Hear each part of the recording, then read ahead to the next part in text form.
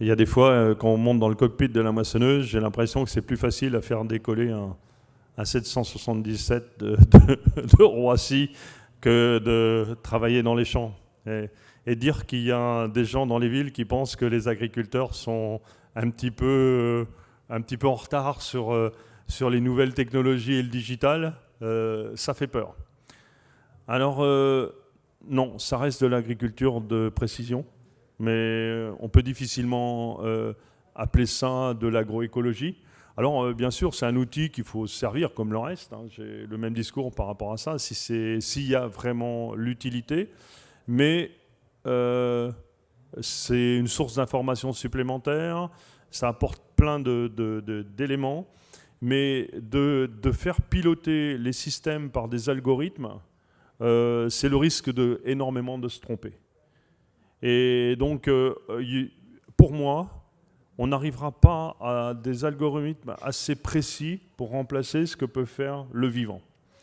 Alors, je vais citer deux exemples. Par exemple, je vois des gens qui essayent de semer des variétés différentes ou des doses de variétés différentes en fonction des zones des parcelles. On peut arriver à cela. Tout simplement, il suffit de semer un mélange variétal de céréales et avec une diversité un petit peu large dans ce mélange variétal.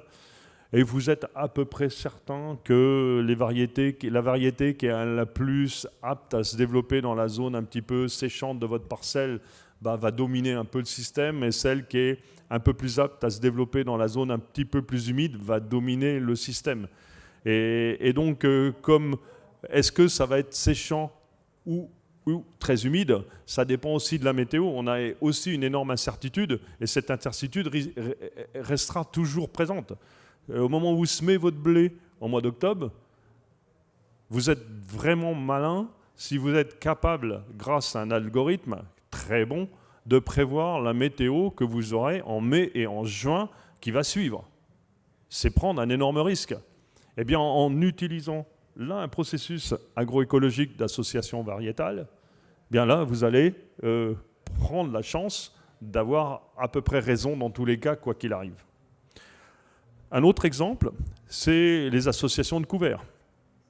À partir du moment où vous semez une diversité de couverts, on ne sait pas ce que va être l'été, on ne sait pas quels ravageurs on peut avoir, on ne sait pas quand on va voir les premières gelées, on ne sait pas quels peuvent être les accidents éventuels, ou les corbeaux ou les pigeons qui viennent vous manger des graines, tout peut arriver.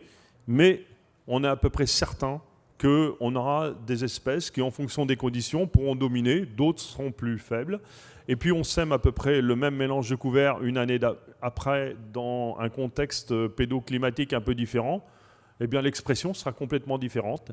Mais vous avez pris la chance de réussir à peu près tous les ans. Je vais aller plus loin en matière d'explication à ce niveau-là.